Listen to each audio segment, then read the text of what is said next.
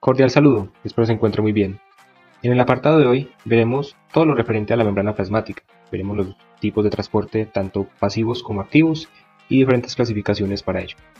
En primer lugar, vamos a observar la estructura de una membrana plasmática. La membrana plasmática es como tal una capa que está alrededor de lo que es una célula tanto eucariota como procariota. Tenemos acá en este caso una célula eucariota donde la membrana plasmática está alrededor de toda esta célula. Esta membrana plasmática está compuesta ¿de qué? En primer lugar, de fosfolípidos, que son los que están en mayor cantidad. Recuerden que un fosfolípido es un grupo fosfato unido a un glicerol y dos ácidos grasos, que serían estas dos colas aquí de color rojo. Que la parte de acá de las cabezas tiene una naturaleza hidrofílica, es decir, puede ser solubles con agua, mientras que la parte de acá de las colas tiene una naturaleza hidrofóbica. Por lo tanto, van a ser insolubles en agua. Podemos observar otras estructuras que acompañan una membrana plasmática, como lo son proteínas transmembrana, es decir, proteínas que traspasan la membrana desde el espacio intracelular al espacio extracelular, o proteínas intramembrana también, que solamente van a estar en contacto, bien sea con el medio extracelular solamente o con el medio intracelular. Puede estar acompañado también de moléculas como colesterol, esos que tenemos por acá, glicoproteínas, estas que están por acá.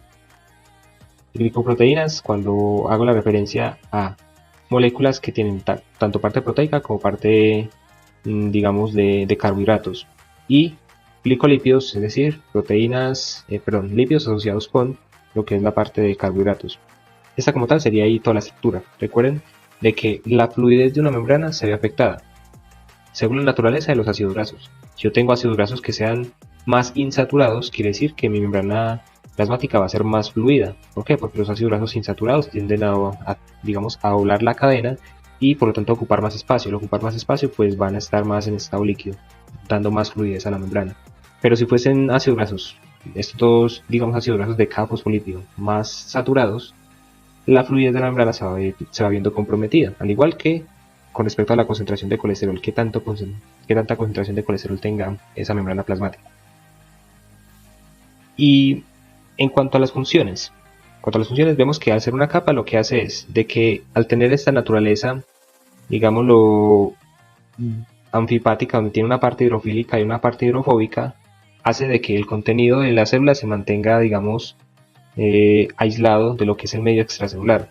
Es decir, todo lo que esté aquí, todo el citoplasma que está en la parte interior de la célula, no va a entrar en contacto con el medio extracelular por esta naturaleza aquí de la membrana plasmática. También con este tipo de estructura lo que va a hacer es regular el intercambio de sustancias que estén, en la parte de acá afuera versus las que estén acá adentro. Y para eso vamos a ver, hay sustancias, moléculas que sí pueden traspasar la membrana, pero hay otras que no van a poderlo hacer, necesitan un determinado tipo de transporte. Y a su vez, sabemos de que un organismo multicelular pues no solamente está constituido por una célula, son millones de células que lo componen y que por lo tanto esta es la interacción que va a tener una célula con respecto a una célula adyacente. Bien, continuamos acá.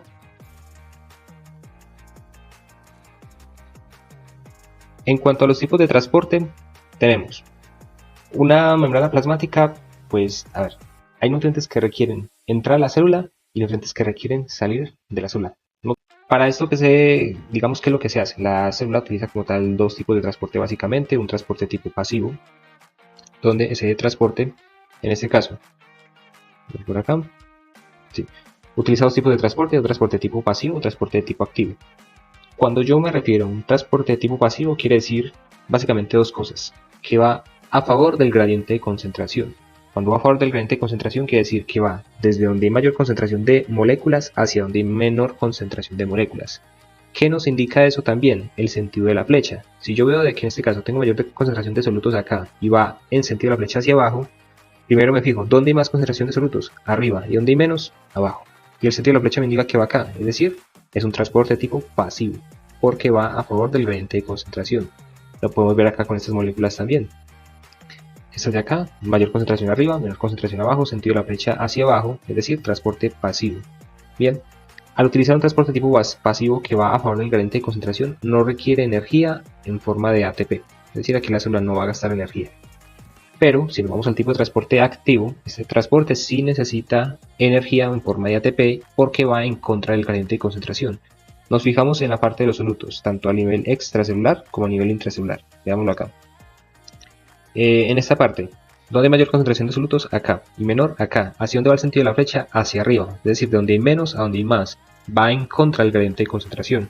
Y eso lo clasifica como un transporte tipo activo. Y por lo tanto aquí vamos a requerir energía. Vamos a mirar ejemplos de esto paso a paso para que se pueda entender de forma más sencilla. Vamos con el primer tipo de transporte, que sería lo que es un transporte de tipo pasivo.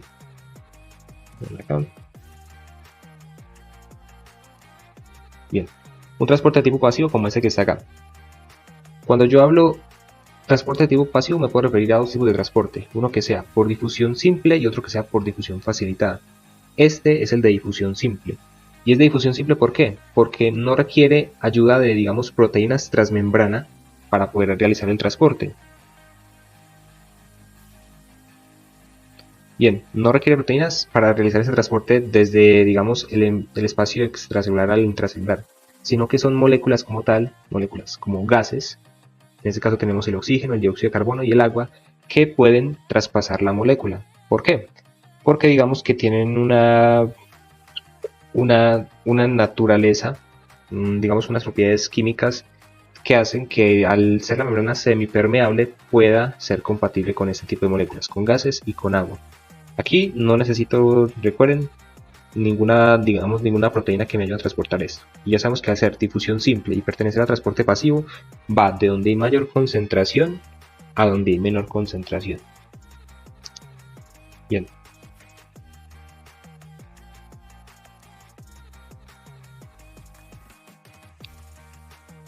Miremos acá.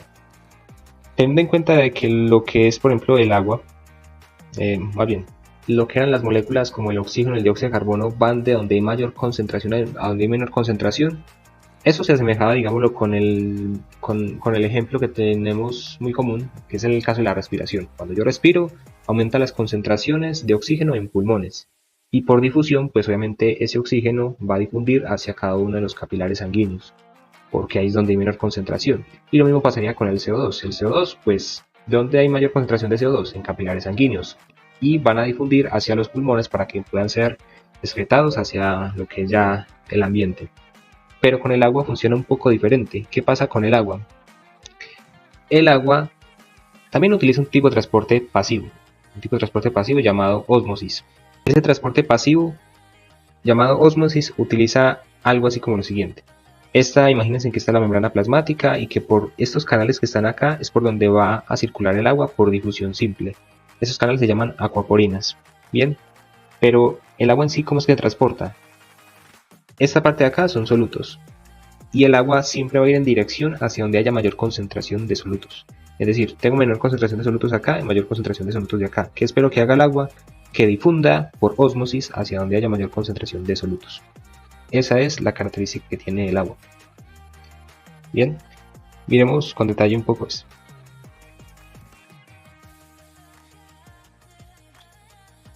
Tenemos la siguiente situación de acá, donde, bien, ahí, tenemos la situación que se muestra acá, donde yo tengo diferentes tipos de células, tanto vegetales como animales, las que están acá. Es decir, aquí una célula vegetal donde nos está representando la vacuola y una célula animal donde nos están representando eritrocitos, glóbulos rojos. La cuestión es de que, por ejemplo, cuando yo someto una célula a diferentes medios, yo puedo someter, digamos, a una célula a un medio donde haya mucha concentración de solutos o donde haya baja concentración de solutos o donde la concentración de solutos tanto a nivel de la célula afuera y adentro sea similar. ¿Qué pasaría en este caso? Supongamos acá tengo como tal una célula vegetal donde me dice que el medio es hipertónico.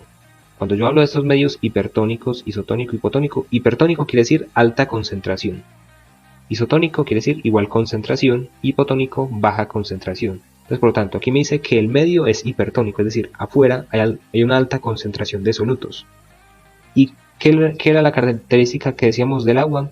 Que el agua que, digamos, está aquí almacenada en lo que es la vacuola, va a ir hacia donde haya mayor concentración de solutos. Por lo tanto, esta célula vegetal, Si yo la someto a un medio que es hipertónico, que hay alta concentración de solutos afuera, ¿qué espero que haga el agua?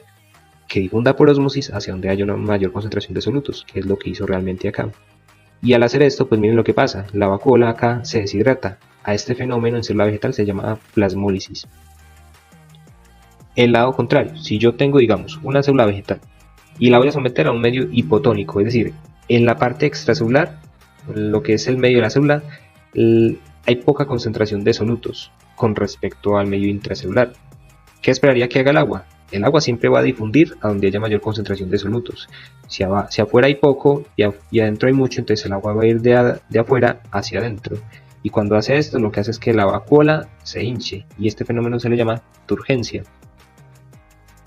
Si tuviera un medio isotónico quiere decir igual concentración en el medio que adentro, es decir, el agua va a ir en ambas direcciones. ¿Por qué? Porque no hay una mayor concentración con uno respecto al otro. Aquí diría que la célula se encuentra flácida. En el caso de lo que es la célula aquí animal, una célula animal, cuando yo la someto a un medio hipertónico, pasa exactamente lo mismo. Es decir, mayor concentración de solutos afuera, el agua va a ir de adentro hacia afuera, por ósmosis. Y lo que hace es que los glóbulos rojos se deshidraten. Y aquí se le llama crenación. En un medio isotónico, aquí la célula está en un estado normal, es decir, el agua va a ir en ambas direcciones. Vemos aquí agua entra, agua sale. Ahí la característica. Y en un medio hipotónico, tenemos que ver muy bien la imagen. Aquí un glóbulo de estos rojos se explotó. ¿Por qué? Porque hay menor concentración de solutos afuera y mayor concentración de solutos adentro. Entonces el agua va a ir de afuera hacia adentro. Y al ir de afuera hacia adentro hace que los glóbulos rojos se hinchen. Y al hincharse sufren un fenómeno que se llama hemólisis. Es decir, los glóbulos rojos terminan explotándose. Por eso se llama hemólisis.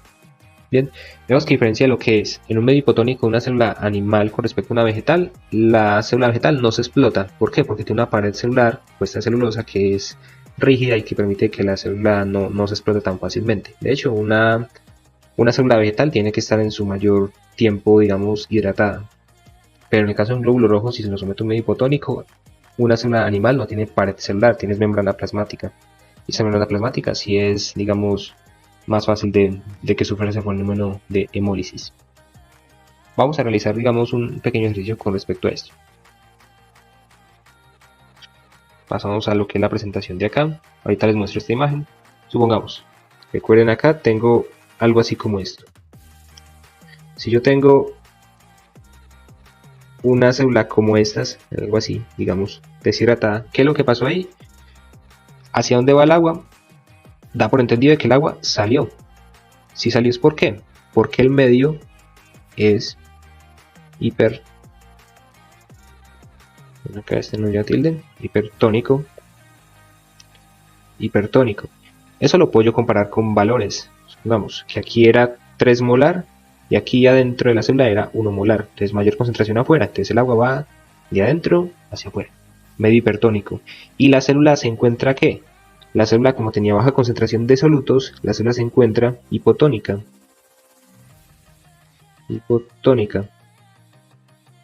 Bien. Eso en ese caso. Entonces miren que cuando yo someto una célula a un medio hipertónico, la célula se encoge, disminuye de tamaño, perdón. En otra ocasión, pues otra cuestión acá. Supongamos tengo una célula donde aquí aumentó su tamaño enormemente. Bien, y tengo en este caso una concentración acá 3 molar y acá afuera 1 molar. ¿Hacia dónde espero que vaya el agua? Siempre donde hay mayor concentración de solutos, o sea, hacia adentro. ¿Y qué es lo que pasa? Entonces aquí el medio es el que tiene menor concentración, es decir, medio hipotónico. El medio es hipotónico. Recuerden, aquí cuando estoy haciendo esto es referencia al medio. Aquí afuera medio. Y aquí afuera medio. Si el medio acá afuera es hipotónico, quiere decir que la célula es hipertónica.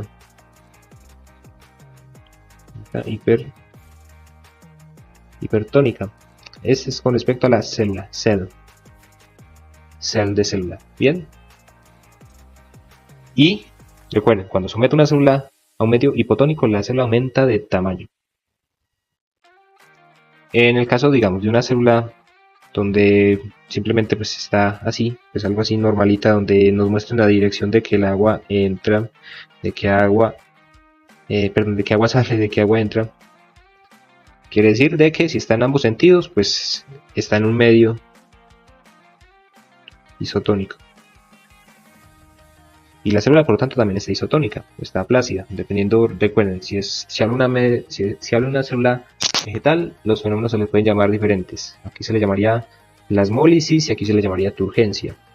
En el caso de una célula animal, aquí se le llamaría crenación y aquí se le llamaría, pues obviamente no pasa lo mismo, recuerden que se explota el glóbulo rojo, pero se le llamaría hemólisis. Bien, eso en cuanto a eso.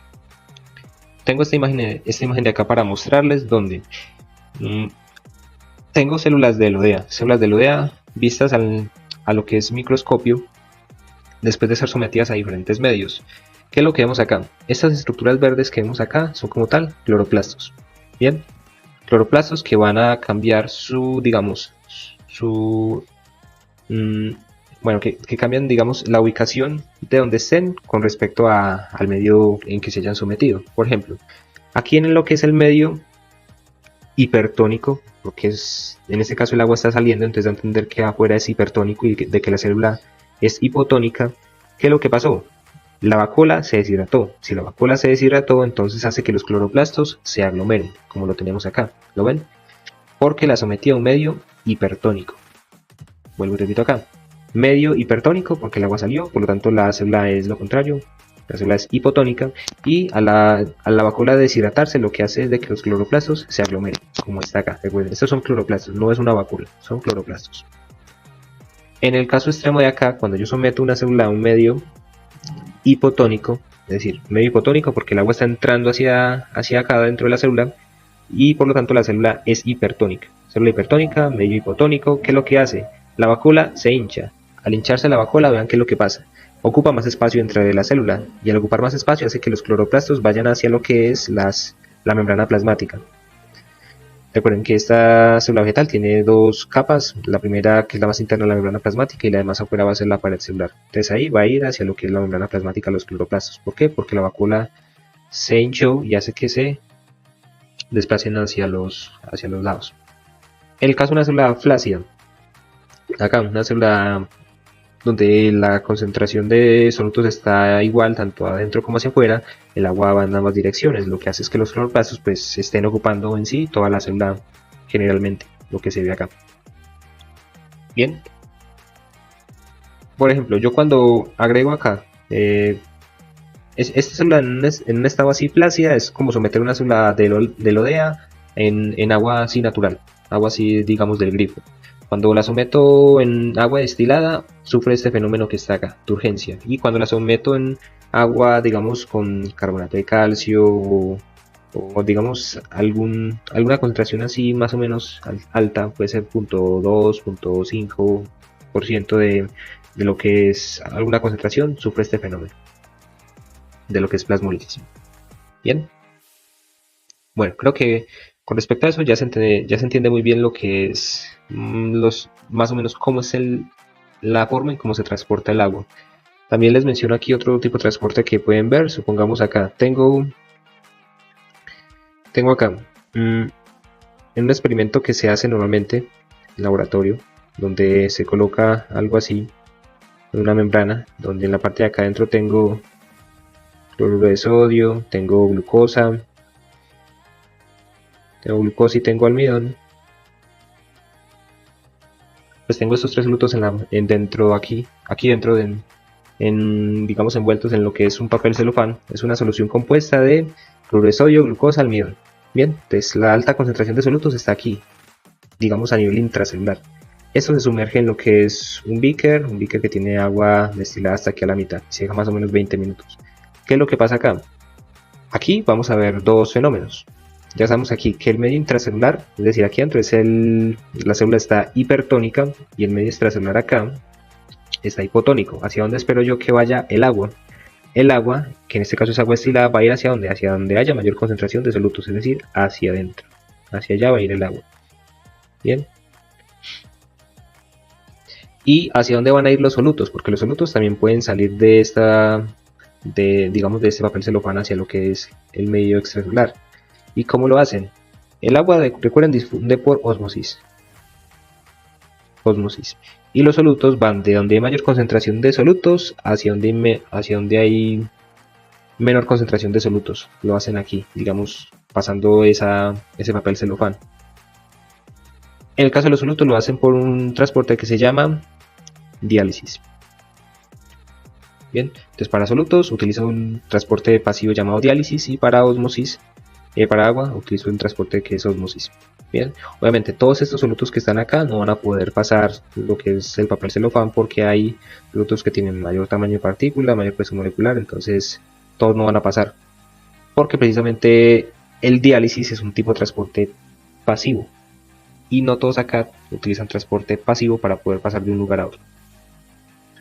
Bueno, no vamos a dar más detalles respecto a eso, continuamos en la parte de acá.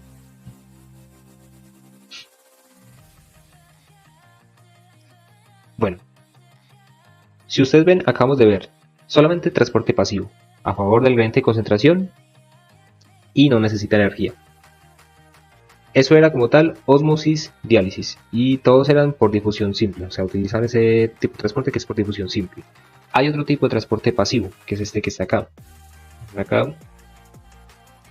A ver.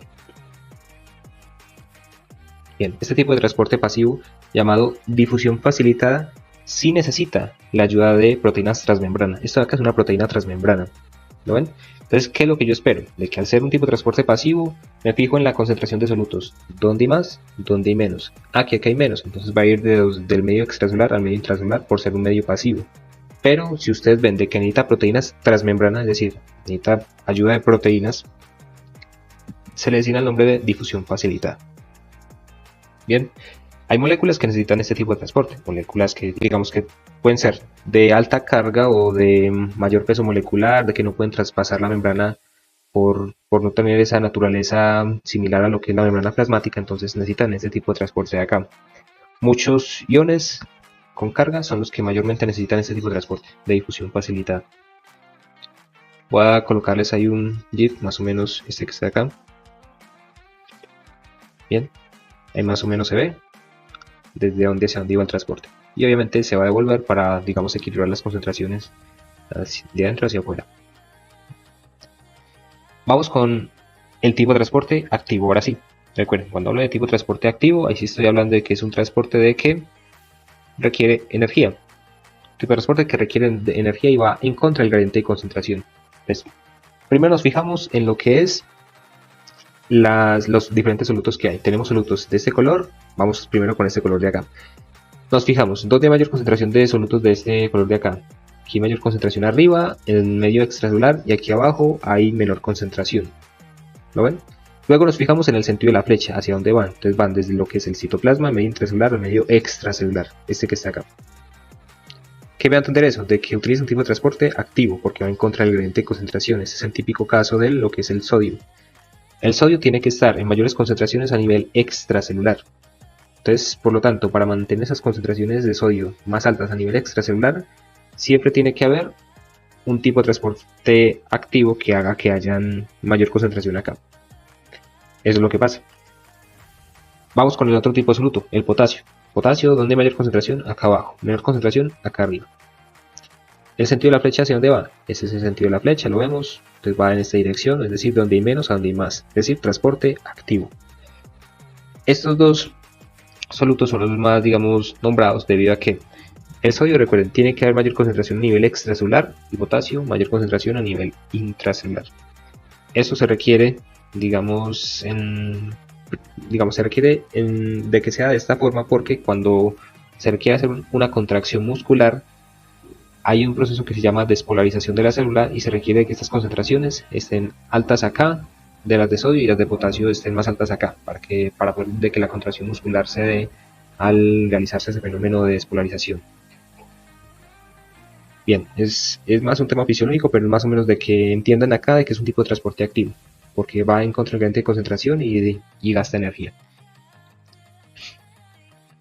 Vamos con otro tipo de transporte activo. Este que está acá, por ejemplo, que tiene que ver con lo que es la glucosa. La glucosa, primero me fijo los diferentes solutos que hay. Vamos a fijarnos en el de la glucosa que es este de acá, donde hay menor concentración de glucosa en el espacio extracelular. Recuerden que la glucosa, la idea es de que esa glucosa que yo consuma debe ser ingresada al citoplasma de la célula, para que allá se dé lo que es glucólisis, ciclo de Krebs, toda la cosa.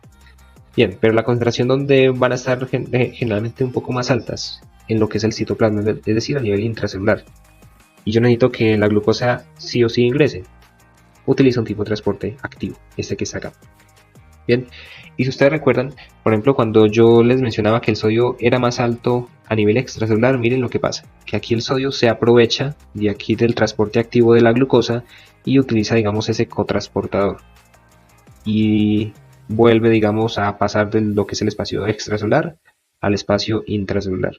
Y ya saben que la célula, ¿qué tiene que volver a hacer? Vuelve otra vez por transporte activo y hace de que este sodio vuelva y se mantenga más alto a nivel extracelular, porque ahí es donde tiene que estar mucho más alto. Pero ya saben, sodio, potasio, glucosa utilizan tipos de transporte activos.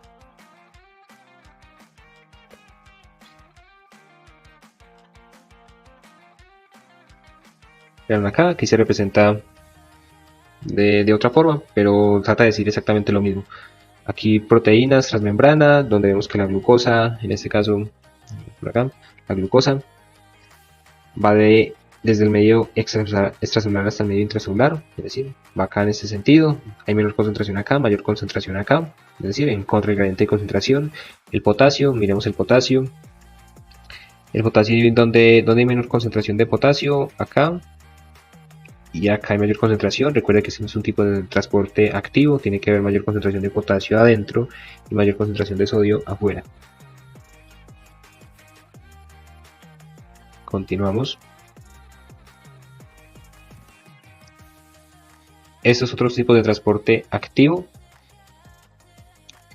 que son referidos a endocitosis. Cuando yo hablo de un proceso llamado endocitosis, quiere decir de que algo va a ingresar dentro de la célula. Normalmente lo hace en forma de vesículas, estas vesículas que vemos acá. Esas vesículas se pueden formar desde diferentes, digamos, mecanismos de acción de la célula. Puede ser. Endocitosis se clasifica en fagocitosis, pinocitosis, endocitosis mediada por receptores. En los tres siempre va a ir desde afuera hacia dentro de la célula, utilizando vesículas.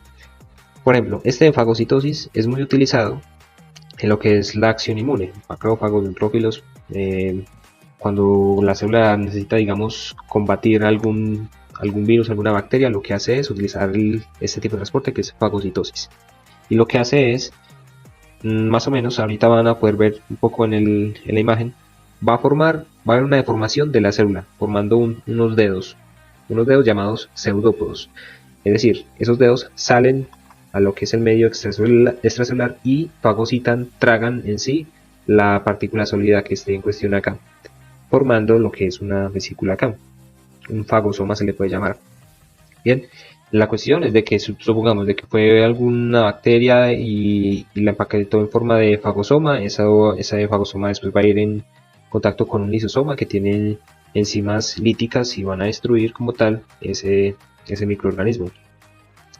En el caso de la pinocitosis también es hacia adentro de la célula, pero aquí no hay una bifurcación de la célula hacia afuera, es decir, no forma dedos, sino que lo que hay es una invaginación, es decir, se forma una estructura más o menos como así. Y al formarse esa vesícula, pues va a hacer de que ingresen diferentes nutrientes que estén diluidos en el medio extracelular, nutrientes o proteínas, proteínas en sí, aminoácidos, glucosa, que estén ahí diluidos en ese medio extracelular, formando vesículas que van a ingresar a lo que es la célula. Y en el caso de endocitosis mediada por receptores, es cuando también va hacia dentro de la célula, pero es para moléculas muy específicas, supongamos, para anticuerpos, para insulina, glucagón, moléculas que van a ingresar a lo que es la célula como tal, y para eso necesitan receptores, estos receptores que están acá. Solamente van a poder ingresar si la molécula, digamos, es afín con este receptor de acá. Si es afín con este receptor, pues se forma la vesícula acá, se forma la invaginación y va a empaquetarlo en forma de vesículas, estas que están acá. Bien, voy a colocar el GIF acá para que lo puedan ver un poco más a detalle. Recuerden, aquí se forman dedos, por ejemplo. Ahí pasa un poco rápido. Siempre pasa un poco rápido, la verdad. Vamos a ver acá. Vamos a colocar un poquito más de ojo. Vamos a tratar de pararlo en la parte exacta. Ven acá, aquí se forma un tipo de dedos, aquí se forma más una invaginación y aquí pues la vesícula ya con los receptores ahí acoplados.